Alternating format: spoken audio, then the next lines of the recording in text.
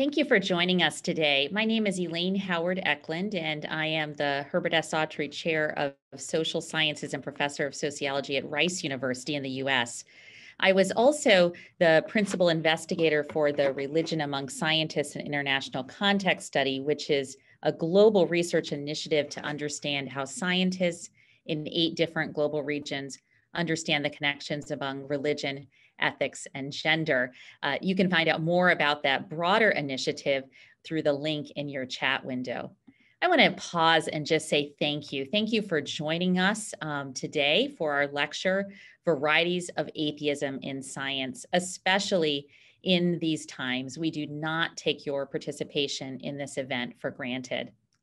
We want to give a special thanks to the Faraday Institute for Science and Religion in Cambridge and the Ian Ramsey Center for Science and Religion at the University of Oxford for co-sponsoring this lecture, and to Dennis Alexander in particular of the Faraday Institute for providing invaluable support for this research.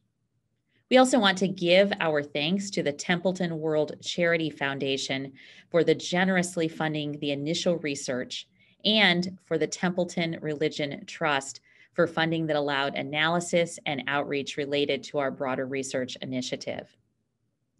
Here is how the event will go. Professor Aleister Mcgrath from the University of Oxford will formally open our event. Then I will start our presentation by setting the context for our discussion. And then David Johnson, who is an associate professor of educational policy studies at Georgia State University, will present some of the key findings from the study. After the presentation, there will be time for question and answer, which will be moderated by Dr. Ruth Bancevich from the Faraday Institute for Science and Religion. Please note that your audio, video, and chat have been disabled during our comments, but you will be able to submit questions via the Zoom question and answer function during our remarks, which I very much encourage you to do. I am now pleased to introduce Professor Aleister Mcgrath, who will be formally opening our lecture. Professor Mcgrath currently holds the Idrius Professorship in Science and Religion in the Faculty of Theology and Religion at University of Oxford. He is a fellow of Harris Manchester College and the director of the Ian Ramsey Center for Science and Religion at the University of Oxford.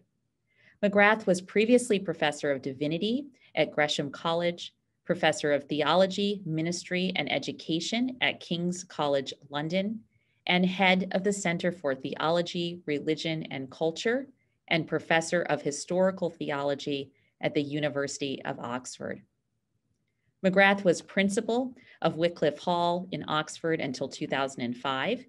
He was elected a fellow of the Royal Society of Arts in 2005.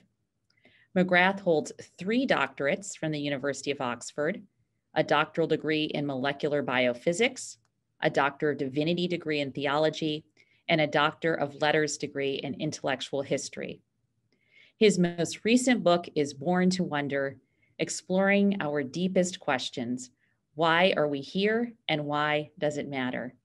He is also an Anglican priest, and I should say at a personal level, I have been reading Mcgrath's work for years, and it has had a deep impact on my life. Welcome. It is just an honor to have you here. Well, it's a very great pleasure and a privilege to be with you tonight and to be able to introduce what I think is going to be an extremely interesting presentation. Why is this presentation going to be so interesting? Because so many of us are interested in the relationship of science, religion, and atheism.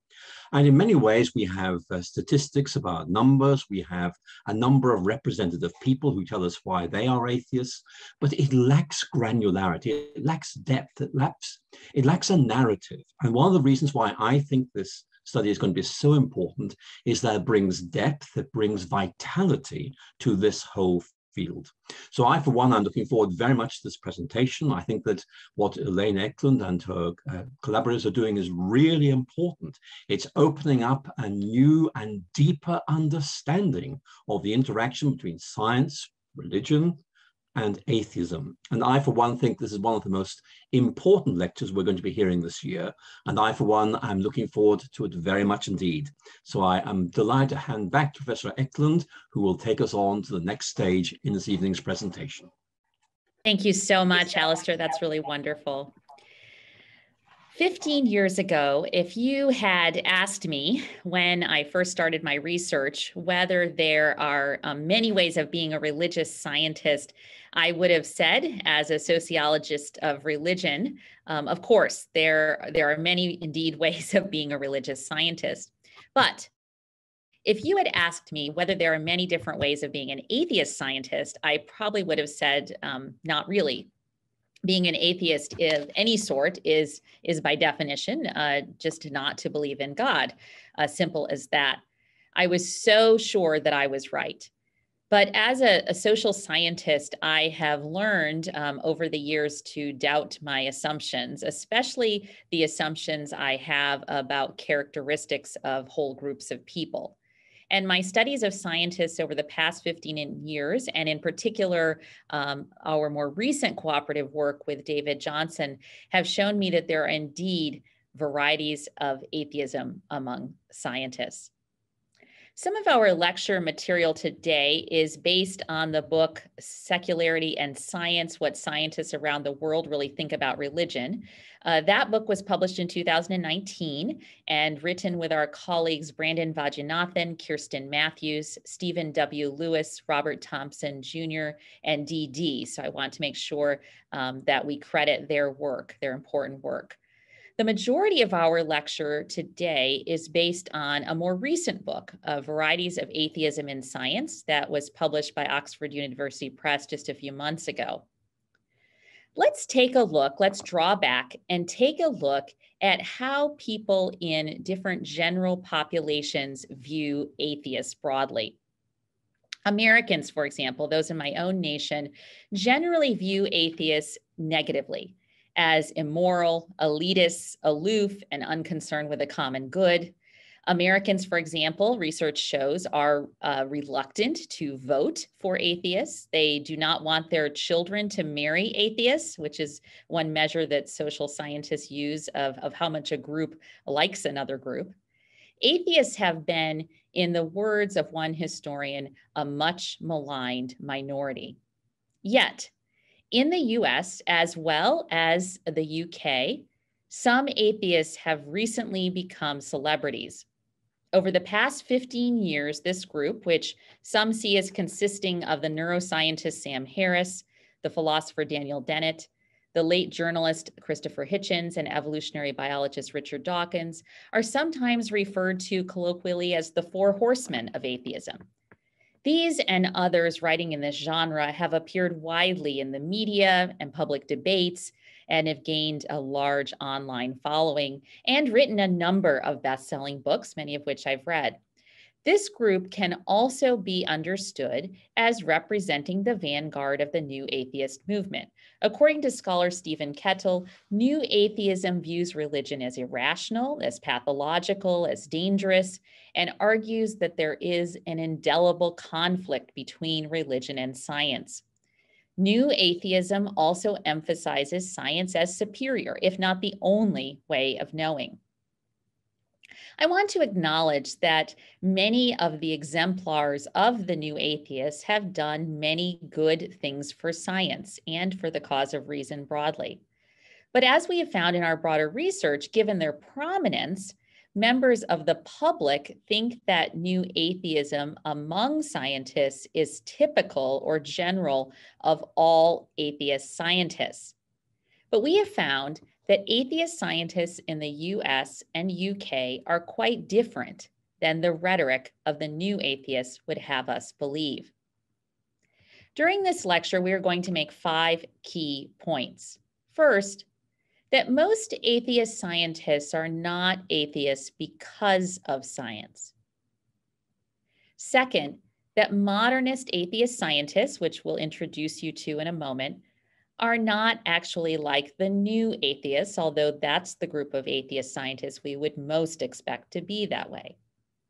Third, some atheist scientists are culturally religious. Fourth, there are spiritual atheist scientists. And fifth, I want to end by arguing that there are reasons that religious people should give atheist scientists a chance at dialogue and building common ground. Our data broadly for this initiative are drawn from an 8-nation study of religion among scientists in international contexts, which includes the US, the UK, France, Italy, Turkey, Hong Kong, Taiwan, and India. In that data collection effort, we focused on biologists and physicists, largely because they are core scientific disciplines that intersect with religion in unique ways. In our new book, we focus specifically on atheist scientists in the US and UK because it is in these two nations that the new atheists and discussions of atheism in science have risen to the greatest prominence. In total, 1,293 convinced atheist scientists responded to our survey. We should clarify here that we did not include agnostics in this study. For those of you who know about social science methods, or just people who've taken a survey, which I'm sure that many of us have, you know that surveys box people in. Researchers like me create the questions, and you, as the person who's taking the survey, is forced to choose your answers to questions from options that were developed by researchers. But religion is not something, and responses to religion or views of whether or not one believes in God are not things that are ever fully understood by researcher-created categories. So, to gain a better understanding of the nuance of atheism in science, we got on planes, we engaged in video conference calls and phone calls, and conducted 81 in-depth interviews with atheist scientists in the US and the UK. And it was in these interview data merged with our broader survey data that give a broader granularity to atheism in science that we were able to really understand the cultural differences among atheists in our study. I want to begin by highlighting some of the key social differences that characterize atheist scientists. Atheist scientists span a diverse demographic spectrum, with a significant portion of them being women, about 1/3 in both nations, and non-white, though it is worth noting that a majority of Asian atheist scientists are non-native to their particular national context. They're immigrants or internationals. We also observe diversity in the professional characteristics of atheist scientists. In the US, they are roughly distributed in thirds across career stages, with doctoral students comprising the largest group. In the UK, 1 in 3 atheists are doctoral students, and nearly half are in early career, and 20% are senior scientists. In both nations, atheists are much more likely to be found in biology than in physics. One myth the public has about science is that science generally leads to atheism. And our first big point is this, that in their own terms, most atheist scientists are not atheists because of science. But if exposure to science were as influential on becoming an atheist as many scholars assert, we should certainly expect to see scientists talking mainly about their atheism as coming about because of scientific training. But this does not seem to be the case. Just over half of the scientists in our study indicated on our survey that they were never religious.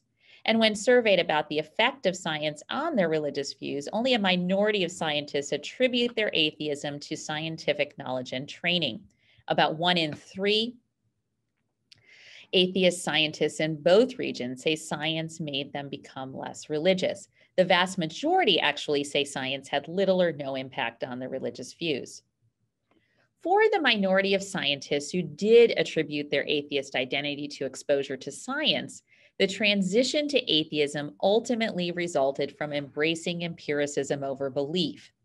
One scientist from the UK, for example, told us how he tried to fit his religious views and his scientific views together, but could not quite make it work. He said this: "I was just trying to accommodate my naive religious views of the time with what I was learning from science, and I saw that actually the two things don't go together very well. It's not just about the notions, it's about the methodology, that in religion you should have faith without any proof of it, essentially. While science, it's just the opposite, you shouldn't believe in things without evidence."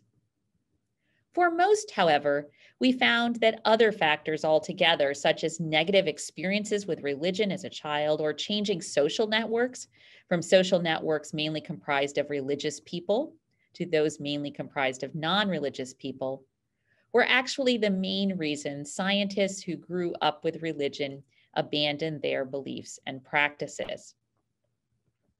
Some scientists, for example, told us that they became atheists as a result of bad experiences with other members of their faith community. A physicist in the US who grew up religious but did not attend church regularly said, "It probably made me a little antagonistic to religion because I was told I was going to hell when I was a kid by a classmate because our family didn't go to church." For most scientists in our study, we see that science is often integral to their atheist identity, but not necessarily the cause of it. With that in mind, let me hand it over to my colleague David Johnson, who will discuss the three atheist identities we uncovered through our research. Thank you, Elaine, and thank you to everyone there for joining us this evening. In my portion of the talk, I'm going to talk about the three categories of atheists that we uncovered in our research. And so we now turn to our second big point and begin with modernist atheist scientists. Modernist atheist scientists are the kind of atheist scientists that most everyday people tend to imagine. They're certain that they don't believe in God, and they have no formal or informal engagement with religion or spirituality. And while some modernist scientists are indeed fierce critics of religion, others do not have negative views of religion. They think it provides helpful societal symbols and rituals, or they simply give no thought to religious belief. And I also want to note that many also regard new atheist discourse on the relationship between religion and science as unproductive and even damaging to science. Of the atheist scientists in the US, we categorize 66% as modern atheist scientists, and in the UK, we categorized 74% in this category. One way to understand modernist atheist scientists is through their view of the relationship between religion and science. Modernist atheist scientists are much more likely than all other groups to view the relationship between science and religion as one of conflict. 63% of modernist atheists in the United Kingdom and 62% of modernist atheists in the United States view science and religion as conflicting. By comparison, only 1/3 of modernist atheist scientists in the US and UK see science and religion as independent of one another, and exceedingly few think that the two spheres can help one another.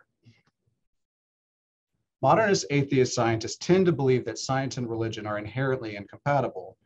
In the view of many of these scientists, religion and science can't be reconciled because when they try to explain the world through fundamentally opposed methods, religion comes up wanting. Let me highlight a quote from one scientist to illustrate this perspective. As this biologist said, "When I do think about religion, I apply my scientific methodology, and the most I can make of it is that it is mass psychosis or neurotic behavior by inadequate personalities." Other modernist atheists talked about religion as an impediment to the advancement of science in society, or they discussed ideas, for example, that a religious identity and scientific identity are incompatible. As one scientist I interviewed said, it's like Dr. Jekyll and Mr. Hyde. But not all modernists hold negative views of religion. Many discussed ways that religion can play a positive role in society, such as encouraging people to act charitably. As one modernist biologist told us, religion can motivate people into doing charitable work. You see people doing good things, helping the homeless, things like this. Very often it is religious people who are motivated to do things like that. And other modernist atheists that we spoke about emphasized themes like religion creating community or providing social cohesion or emphasizing the personal meaning that religious belief can give to individuals. Finally, one of the main themes that came up quite frequently in our interviews with scientists was Richard Dawkins. And I want to note here, we didn't set out to study Richard Dawkins or the New Atheists, and we didn't ask any questions about them or him, but they came up. And many modernist atheist scientists reference the ways in which Dawkins and other New Atheists discuss religion in the public square and characterize their rhetoric as confrontational or divisive. But to be sure, for some modernist atheists, Dawkins and his peers, they view as torchbearers for cognitive rationality, or they think that they play an important role as a provocateur in dialogue about science and religion. But others are not fans of the ways that Dawkins talks about science or religion, feeling that in arguing for the superiority of science over religion, his public engagement misrepresents what the process of the scientific method can do and the questions it can answer. The comment of one professor of biology that I interviewed is indicative of this perspective. In his words about Dawkins, he said, "He's a fundamental atheist. He feels compelled to take the evidence way beyond that which other scientists would regard as possible. I want students to develop science in their own lives, and I think it's necessary to understand what science does address directly." So overall, when we look at modernist atheist scientists, we see that they're not a monolithic group. Some clearly do think that religion is problematic and even talk about it with a similar sort of rhetoric as that of the New Atheists. Others have more moderate or even positive views, and many express concern that Dawkins and his peers might give the false impression that all scientists do or should share this kind of atheism, which emphasizes anti-religious views. Our third big point is to discuss scientists that we identified in our analysis that we call culturally religious atheists. These are atheist scientists whose lives are sustained by, their lives are characterized by sustained or ongoing and even intimate interaction with religious individuals, religious communities, or religious organizations. And these scientists really stood out in the survey data in the ways that they're different from all the other atheists that we looked at.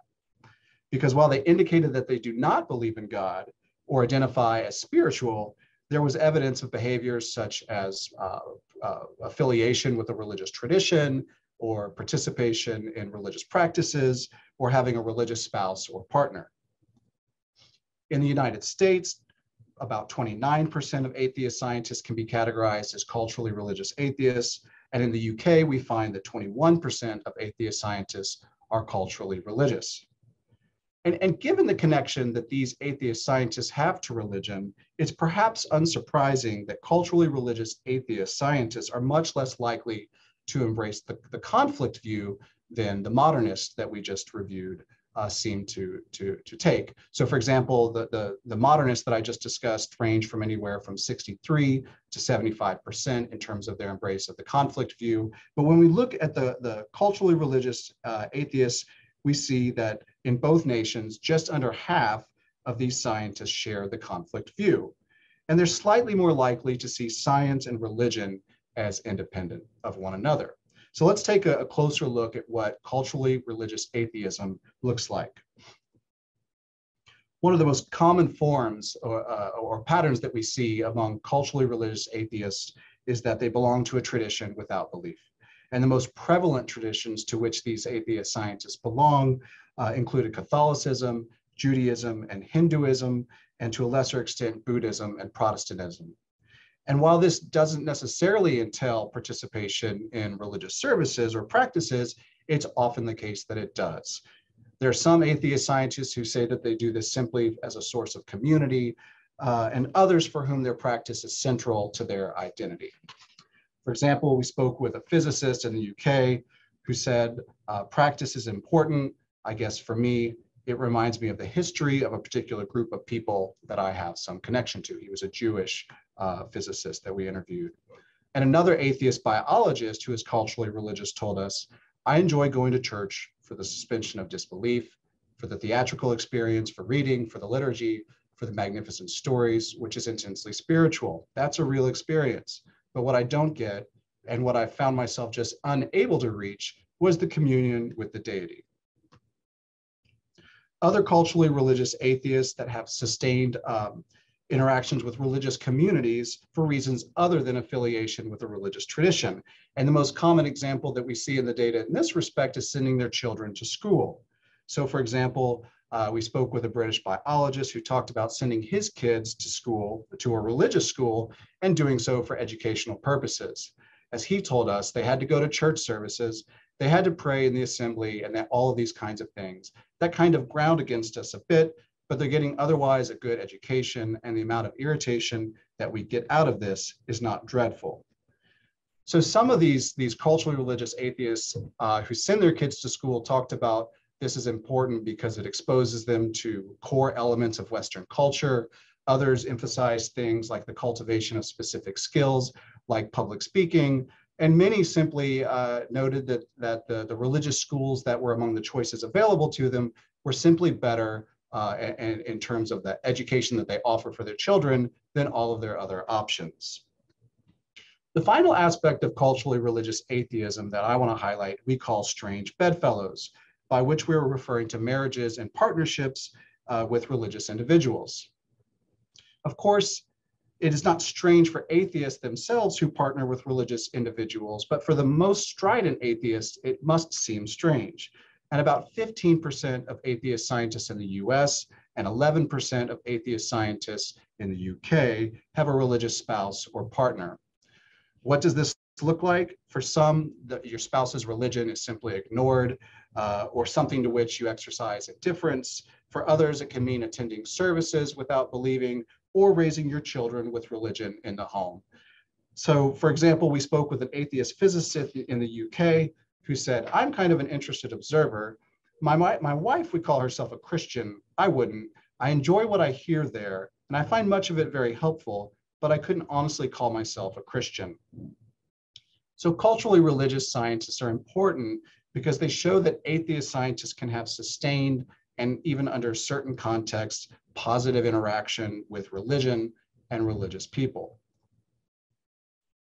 And perhaps the most surprising, and our fourth big point, is that we found atheists who in their own terms are spiritual. Elaine first discussed this group in her article in the Sociology of Religion. In that article, she found that 22% of atheist scientists see themselves as spiritual to some extent. The survey questions that we use to identify spiritual atheists in our current study provide some insight in what it means to be a spiritual atheist. So these are atheist scientists who indicated on the survey that they do not believe in God, nor do they believe in an impersonal or any sort of transcendent power, but they do indicate that they identify as spiritual but not religious. In short, this is a group of atheist scientists for whom their spirituality is in secular terms and lacks connection to the transcendent. This is the smallest group of atheists in both countries, representing about 6% of atheists in the United States and about 5% of the atheists that we studied in the UK. Spiritual atheist scientists in the UK are the least likely to embrace the conflict view at about 12%, while spiritual atheists in the United States are like their culturally religious atheist peers with about 43% of both groups embracing the conflict view.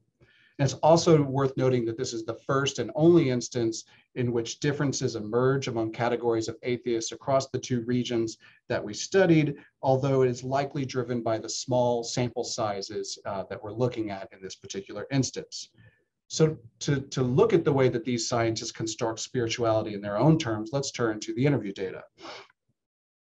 One of the most common narratives that we hear from spiritual atheists is to draw a connection between spirituality and nature.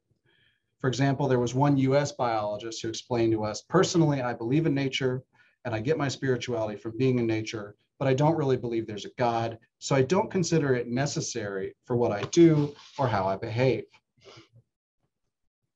Given that many spiritual atheists find spirituality in the physical world around them, it's not surprising that many discuss spirituality in relation to their scientific work. And one of the key narratives that we see when they do so is to emphasize notions of awe and wonder in science. For example, there was one British biologist who told us, I think my definition of spirituality is fairly nebulous. I'm not doing my work to cure disease or do something that will found a startup company. I suppose the goal of my work is service to humanity, to impart a sense of wonder. And so that's all part of my worldview that encompasses spirituality as well. Another way that these spiritually atheist scientists talked about spirituality is in relation to the limits of what science cannot explain. As a physicist we spoke with said, there's only so far, if you're a complete human being, that you can be objective about the world. There's this feeling about yourself and your existence, and on that level, neurology, physics, it doesn't remotely explain the sense of being. And to me, that is what I would call spiritualism and what I would say science can't explain. Finally, I want to highlight that these notions of spirituality are more than just ideas in the minds of spiritual atheist scientists.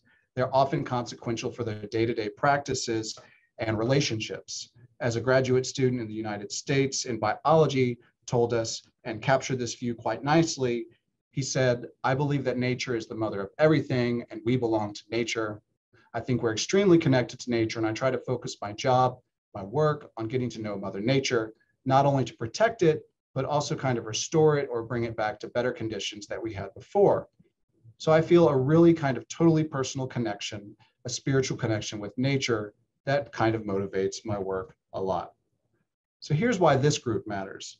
Spiritual atheist scientists often distinguish themselves from atheist scientists who say there's no reality no reality aside from that which science can explain.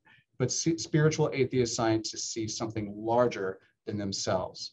And with that, I'm going to now turn it back to my colleague Elaine, who's going to talk about our final point. Thank you, David. Thank you. We now turn to our fifth big point. We believe that the rhetoric of the new atheists has created problems for the scientific community, and especially for the relationship that the scientific community has to the broader public, in particular through their weaponizing of science against religion. Yet our research shows that the rhetoric is very different from the reality of atheism in science.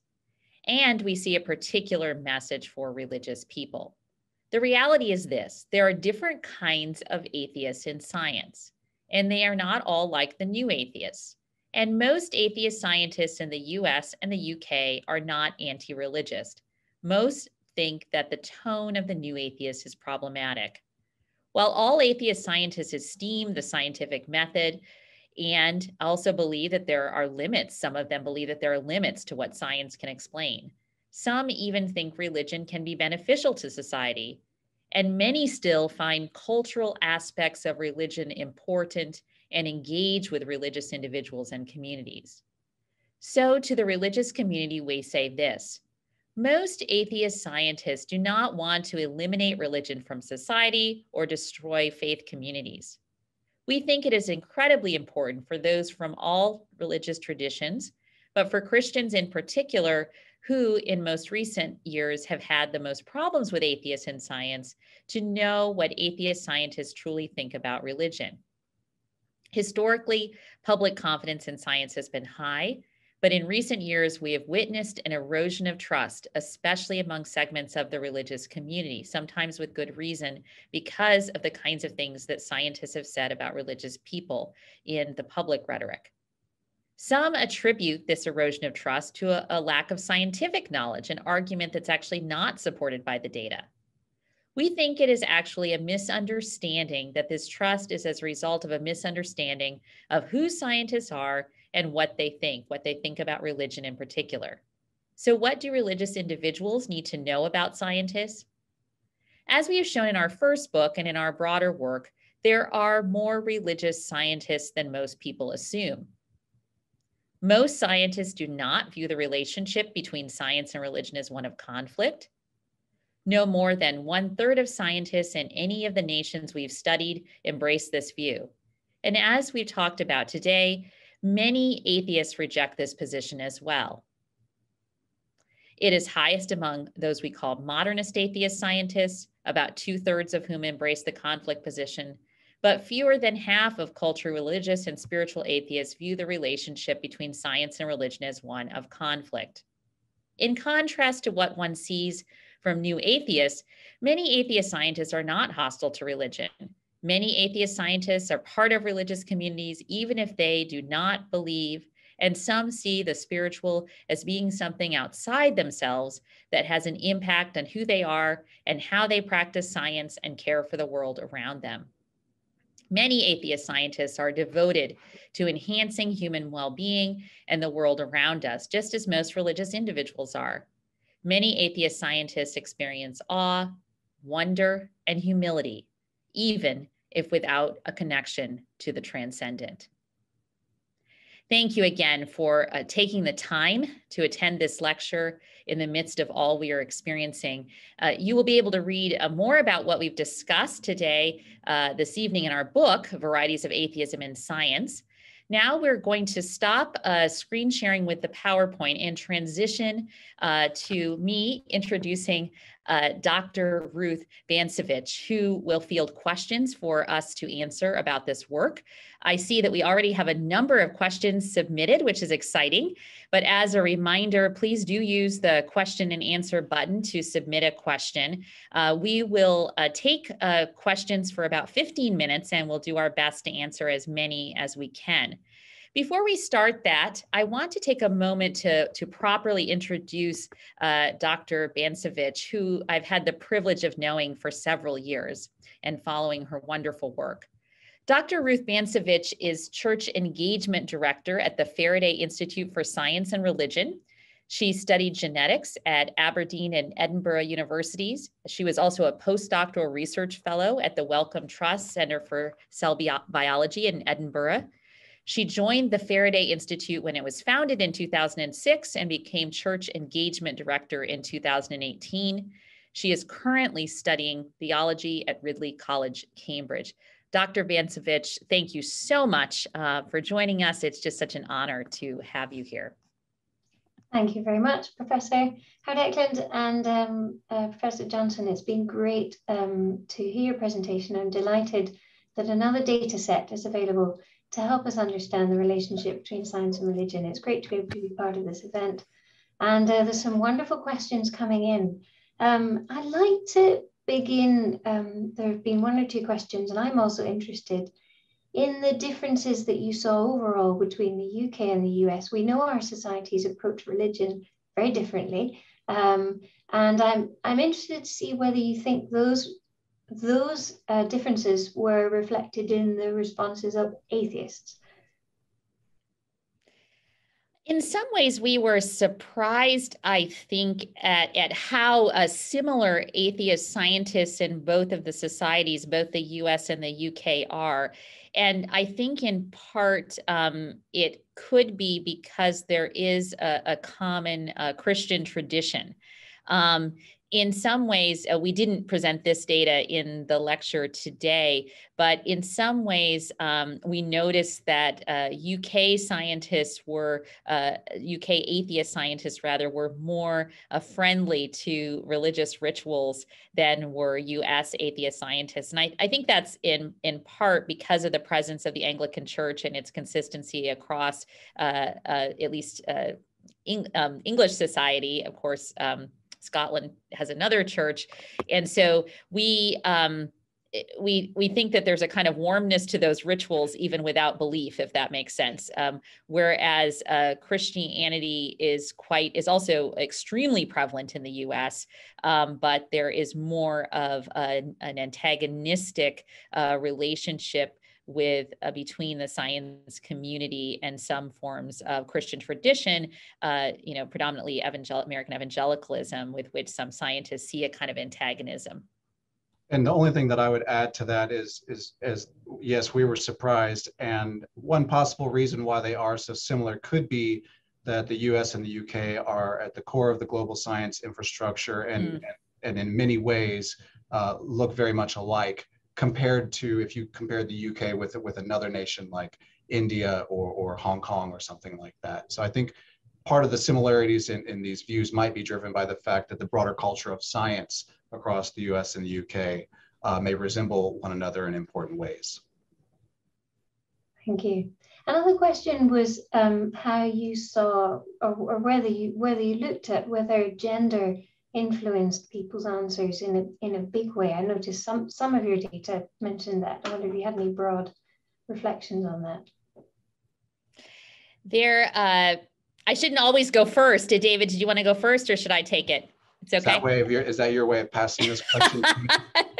I'll try just a few sentences, and then you can jump in. I'm happy to take a swing. Yeah. So the atheist science in general is more male than female. So and especially in physics, which is one of the disciplines that we studied, and more so, and even in biology, when we get to the more senior science ranks, there are still a much higher proportion of men than women. In general, in all societies, women tend to be more religious than men. And we also, so that's a second kind of fact that we know from research.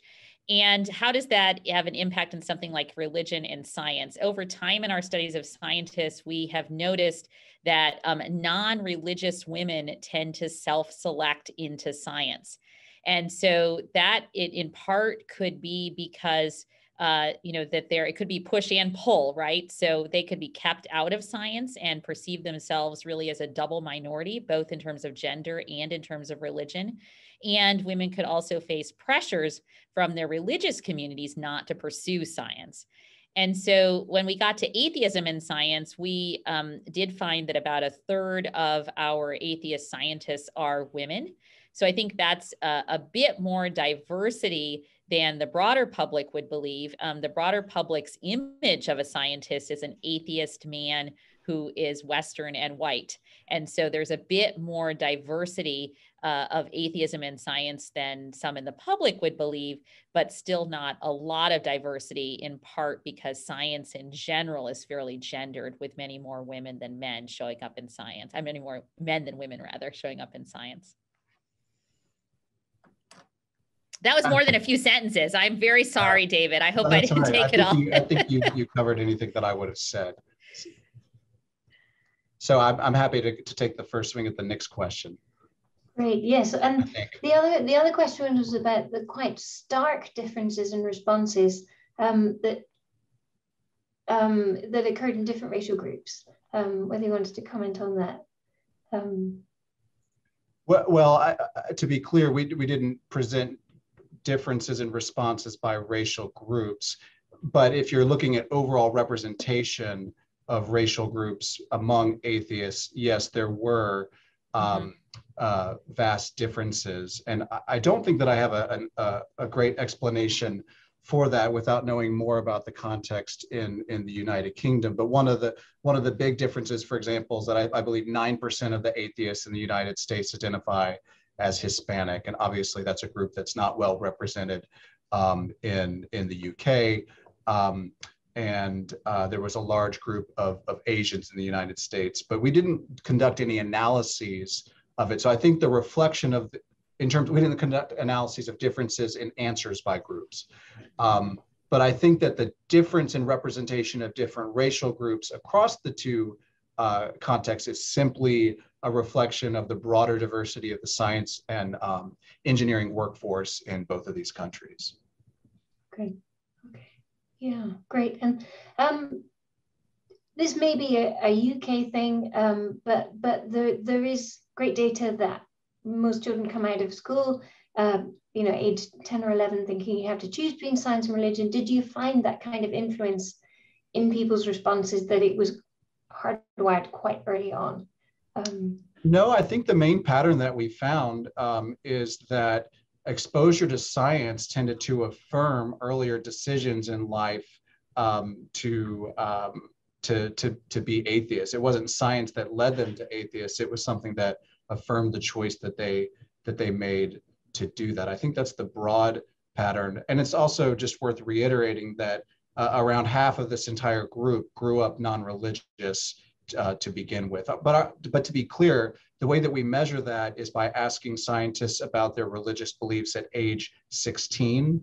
And so it could be, just to be crystal clear, that there were experiences preceding that age that might offer a different perspective on the choice of embracing science or religion that we simply aren't able to measure in our data. You know, and that's exactly right, David. And I think, and if for those on the call who want to make a space for people to retain their religious tradition while embracing science, the space for that is made in youth. So I think our data show that pretty clearly, that it's very important to tell children that these things are not incompatible. That's the more important age group to be concerned about than, say, people who are receiving professional training in science. Although we show in some of our other research studies and writings that those who are religious do perceive discrimination in the scientific community, particularly Muslims and conservative or traditional Christians in the UK, and evangelical Christians and Muslims in the US. So there is, and again, these are all I think David was intimating this, these are all self-perception data. So what people understand things to be in their own terms through interview data and through survey data. Great, thank you. Anna, there are a number of people who are fascinated by the difference between biologists and physicists. Did your data give you any clues about why this was happening? I don't know that I'll take the first stab at this, Elaine, and if you have anything to add, go for it. I don't know that the data themselves offered any explanation of it, but one, as somebody living in the United States, one of the things that I think about when I see that pattern is that, you know, the main conflict that we see in the public sphere and news and whatnot is about evolution. We're much more likely to hear about political controversies about how evolution is taught in schools, a biology issue, than we are about questions about the origins of the universe. Sometimes about the age of the earth comes up, but it's really central to that. So part of it might be the cultural milieu of conflict that one is exposed to, and maybe that influences members of this specific community. And then there's also simply the fact that Richard Dawkins is a biologist, and people might identify with what he says and be influenced by that. So those are the two types of things that I thought about when I saw those differences, but I did find it quite interesting myself. And in some of our other writings where we've talked about religiosity, so the proportion of people who are religious across biology and physics in different national contexts, we do find that in the UK, physicists are a good deal more religious than biologists. And do you think that in the UK scientific community, there's been real space for discussions about religion and spirituality and physics that there maybe have not been in biology?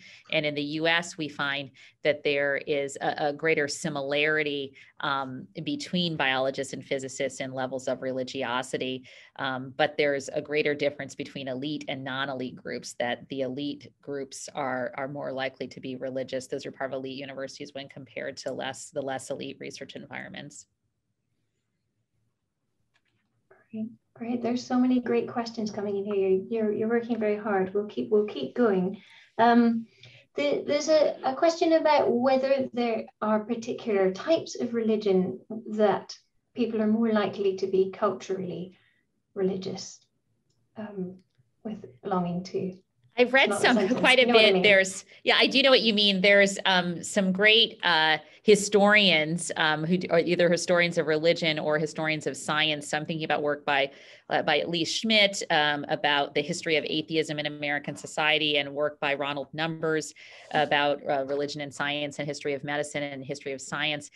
And both of those scholars and others have argued that religion and non-religion don't exist in a vacuum. So to be non-religious, and in particular to be an atheist, is to respond to some kind of religious cultural tradition, that we have a very hard time as human beings getting outside completely of the institutions that we are raised in and acculturated to. So some talk about it as Christian atheism, say, versus Hindu atheism or Buddhist atheism. So I don't know what I think about that. Scientists don't understand things that way when we talk to them, But we do hear in the narratives of atheist scientists a particular responsiveness to traditions in their societies and traditions that they were raised in. So when atheist scientists talk about being turned away from religion in their youth, they talk about particular traditions, particular forms of Christian traditions, usually in the UK and US, that they are responding to. They don't talk about religion in an abstract sense. So I think that lends some weight to doing social science work, right? That the soci, our groupness is extremely important to us as human beings. And it's hard to get out of it completely and to have completely abstract, rational thought, whatever that means, if that's even desirable. And, we might like to think that's the way we are, but we are generally culturally responsive to something. And linking into that, there's the question of whether a prior religious commitment that is then lost, does that lead to a harder, if you like, variety of atheism? I don't know that we can answer that in the data very well. But maybe anecdotally, I think that we highlighted one quote from somebody who grew up religious but didn't attend church very often and had peers who told them they were going to hell, and talked about how that sort of treatment was influential. And it's possible that if in communities like evangelical Christians in the United States, in subsets, I want to be careful here, subsets of that community, that might lead to a harder form of atheism. But I'm speculating a little bit here. I don't know if you have anything to add to that, Elaine. Yeah, it does. You want to be very careful here because I think I'm getting into anecdotes now, but it does seem to me like David and I together have done literally hundreds of interviews with scientists, and our whole team is going into the thousands now of these face-to-face and Zoom interviews, and then surveying over 40,000 scientists across our studies.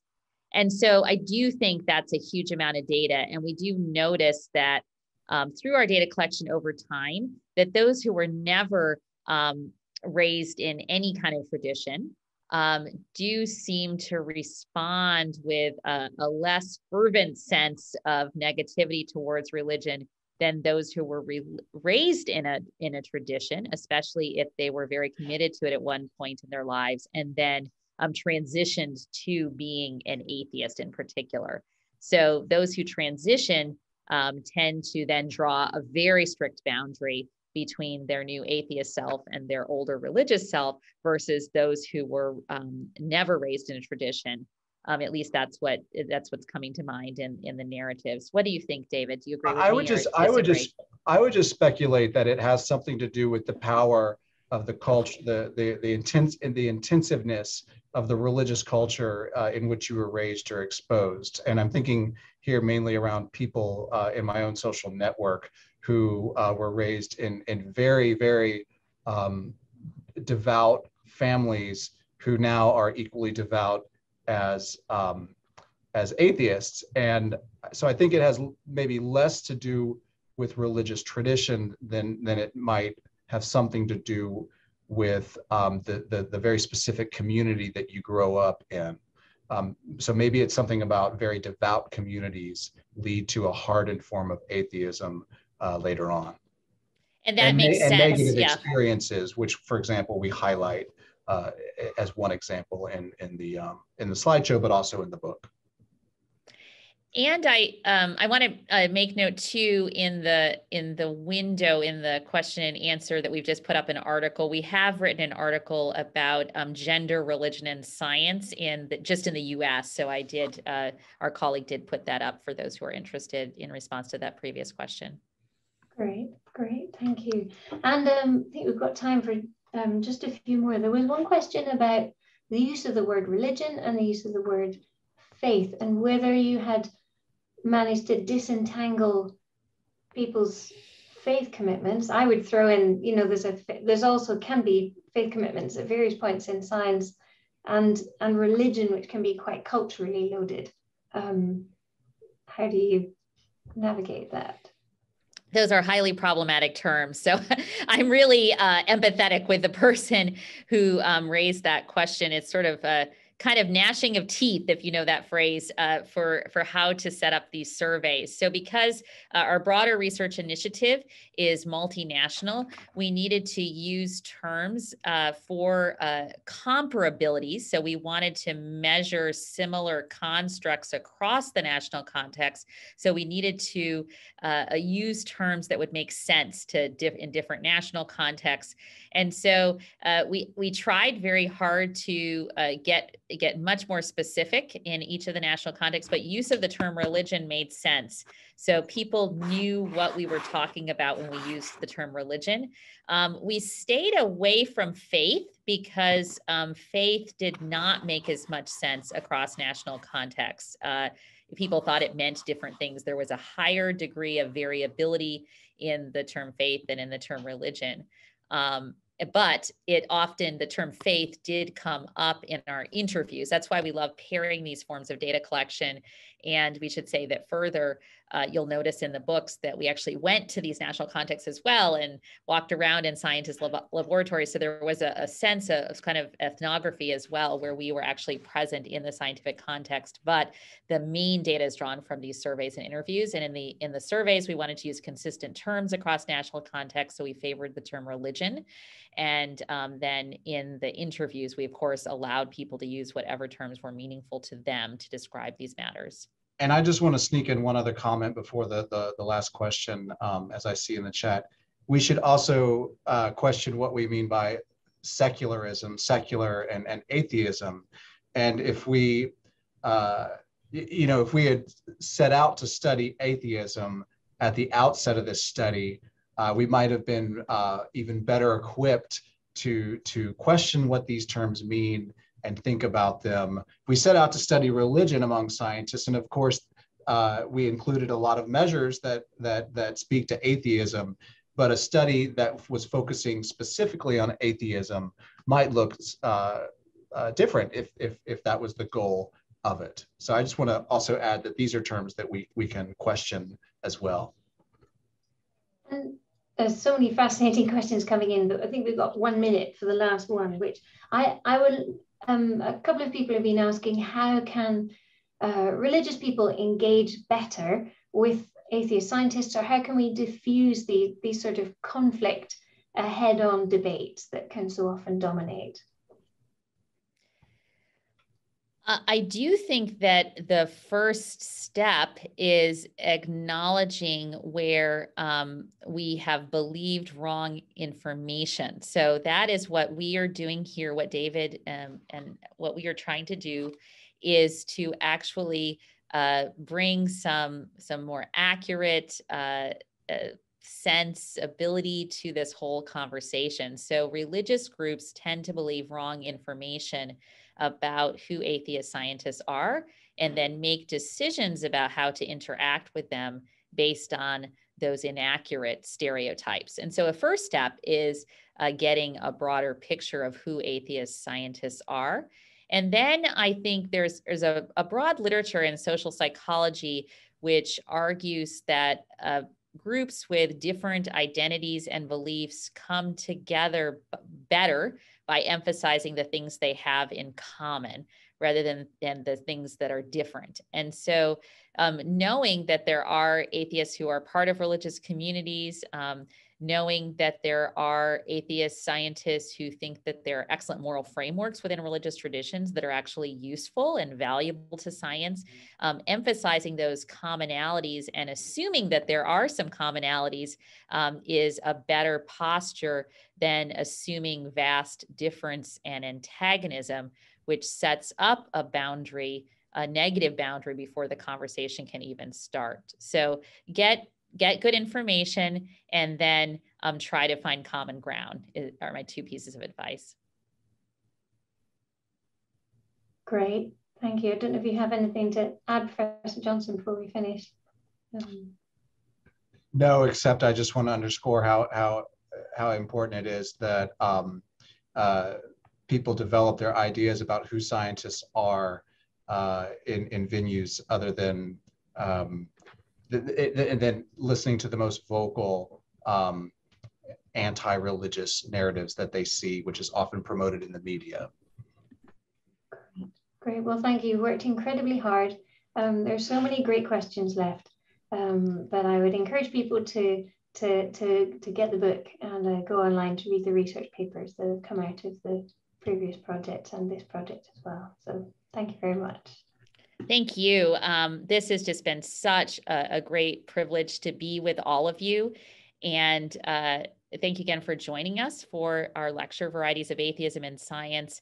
We are going to be, it's been put up in the question and answer, but just so you all know, we will be distributing a copy of our PowerPoint slides to you, as well as making a taping of the lecture and sending out a survey so that you might provide your thoughts on the presentation. We intend to do other presentations of this type, so would really love your feedback. Once again, thank you. And even though we're many, many months into the pandemic, unfortunately, I always feel like it's worth saying, be well. Thank you so much. Thank you so much. Bye-bye.